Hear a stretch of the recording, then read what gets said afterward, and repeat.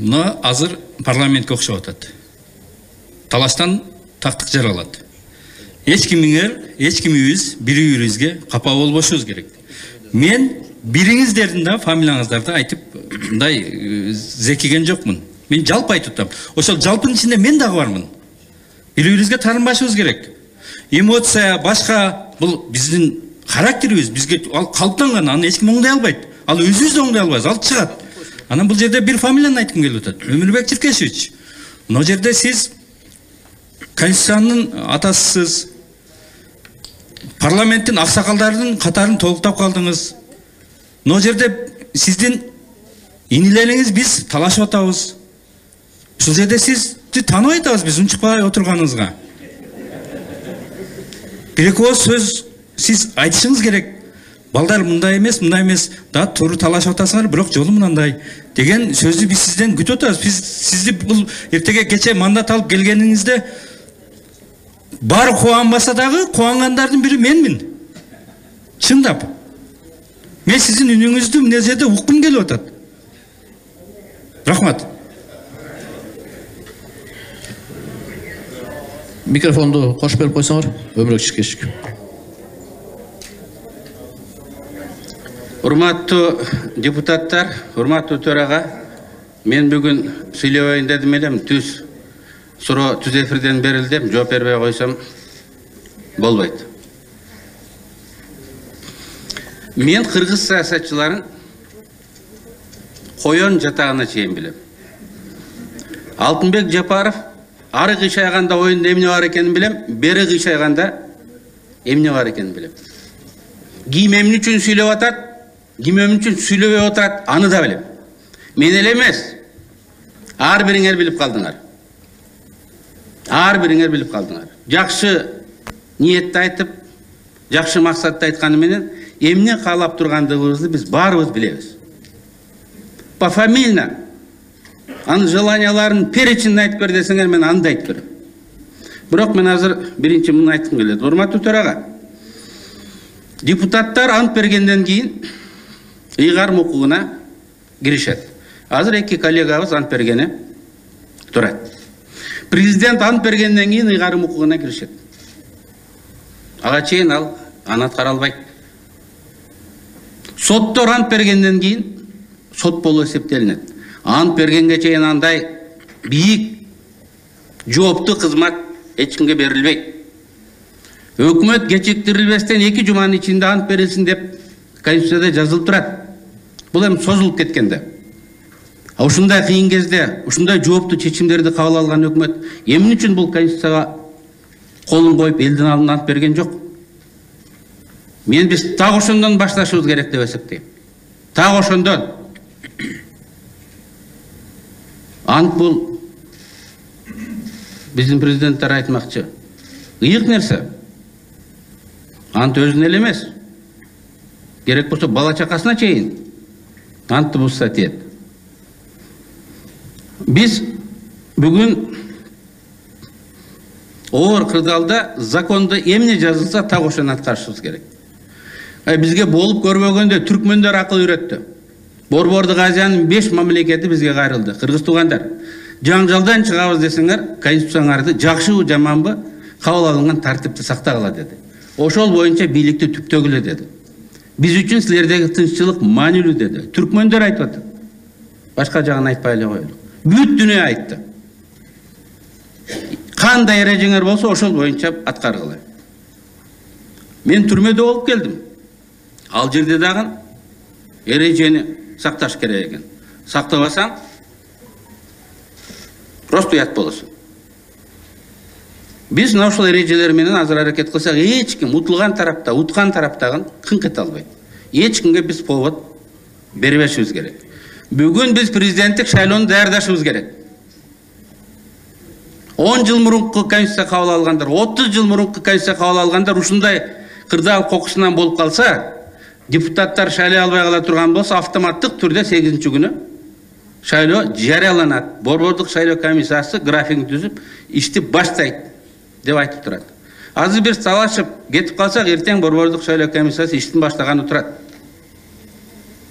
Биз депутаттар уят болобуз да. ушул маселени чечип бере албай койгондугубузга. Эми максатты ачык керек да. Мен сүйлөбөй коеюн дедим эле, просто мүмкүндүк бербедиңер. Эки көз караш турат.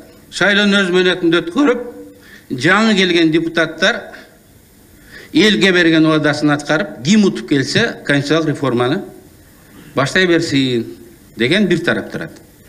Экинчи, шайлоону өткөрбөйлүк, ар кандай шылтоо менен сырыт кылайлык, конституцияны уруп ойнобойлук.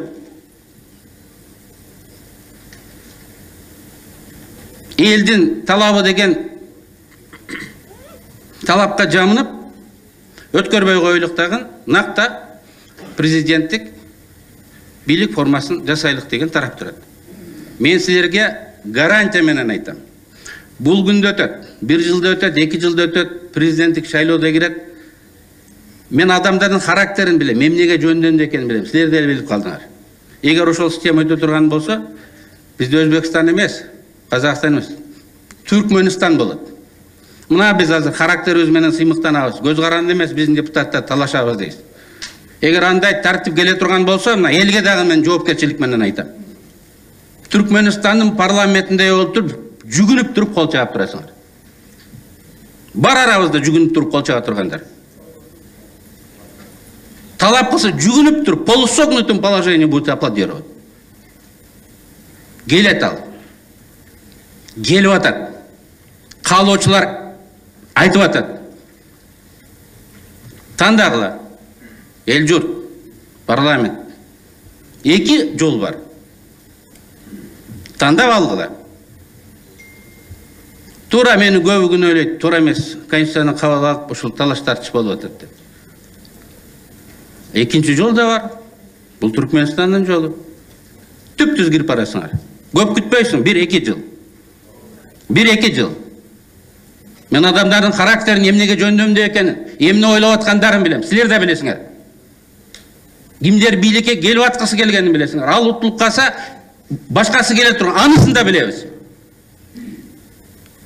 Дооронбай ака айткандай, шорду кыргызым. Просто выборың жок. Анысын тандасаң деле Мамайдын көрө, мунусын тандасаң деле Мамайдын көрө. Андан көрө ошол бүгүнкү система айдан ачык талашып, кыргыздын тиги менталитетинде бар, кеңешип, кескен бармак оорубайт деген. Дейп, ушундай ачык системаны сактабайбызбы? Туура кемчилдиги бар конституциянын. Ошон үчүн 10 жылда карап көрөлүк. Бут кийимди кийсең деле кайсыл жери кысат, бир 10 жыл дегендей билинди. Кайсыл жерде кемчилдиги бар экенин баарыбыз билебиз. Ошол жерлерин оңдоп бербейбизби? Шайлоодон кийин. А шайлоо сөзсүз өтүш керек. Бул касалды айыктыруунун бир эле жолу бар. Диагноз так, лечениясы дайындалды. Бул шайлоо. Эл өзү тандап алыш керек. Кимди тандап алса, ошого ыраазы, 5 жыл ыраазы болуш керек. Болгону шайлоо ачык жана так өткөрүш керек. Эми борбордук шайлоо комиссиясы боюнча. Бул жерден депутаттар булардын моралдык укугу жок. Шайлоонун жарымы болгондо таратып жиберебиз деп айтып атпайбызбы? Анткени булар подкупту токтото алган жок дейт. Подкупту ким жасады? Биз жасадык. Биз эмне үчүн өзүбүздү токтотконубуз жок. Булар подкупту токтото албады дейт. 200 жолу МВДга, министрге, ген прокурорго кат жазыптыр. Алар токтото алган жок, аракет да кылган жок. Алар көзүн жумуп коюшту. Бүт мамлекеттик орган саботаж кылып атса, ошол жердеги 12 адам колунан эмне келет? Биз эмне үчүн өзүбүздүн жоопкерчилигибизди айтпайбыз? Силер жоопкерсиңер, силер тарашыңар керек деп. Жоопкер болгон президент өзүнүн күнөөсүн сезди. Мен туура эмес кылып коюп турдум деп кетти. 200 карылууну аткара койгон өкмөт күнөөлүүмүн деп кетти. Эми биз дагы күнөөбүздү сезип алдында. Акыркы 3-4 маселе бар. Ушул маселени чечип туруп, башка сүйлөбөйбүз, башка жыйналбайбыз деп айтып туруп тарап кетпейликпи? 3-4 маселе бар, кечирилгис жасай турган. Менин кыскача айткан сөзүм сиздерге ушул. Келгиле биз маселени тез, ачык, өз абердин алдыбызда чечейлик. Убакыт тез өтөт. эл тарых барына баа берет. Көңүл бургандыгыңызга чоң рахмат.